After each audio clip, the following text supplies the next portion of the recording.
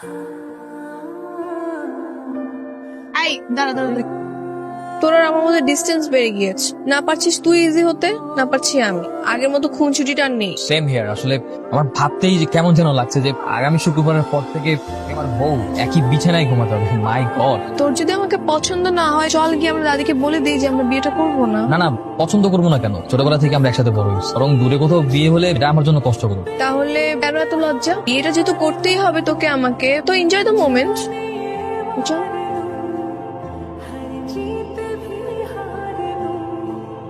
তুই ভাবিস না মা যেটা বলতেছে সেটা আমি করবো, তাই হবে? আরে মা বুড়ো মানুষ, এক পা খবরে চলে গেছে, কখন কি বলে তার নাই ঠিক। আমার মেয়ের বিয়ে কোথায় দেবো না দেবো সে ঠিক করার কে? আমি বড়, এই সংসারে আমি যেটা বলবো সেটাই হবে। হ্যাঁ হ্যালো, কি বলেন? আচ্ছা আমি এখন আসতেছি। কি হয়েছে? নানু স্ট্রোক করছে হাসপাতালে, এখনই যেতে হবে।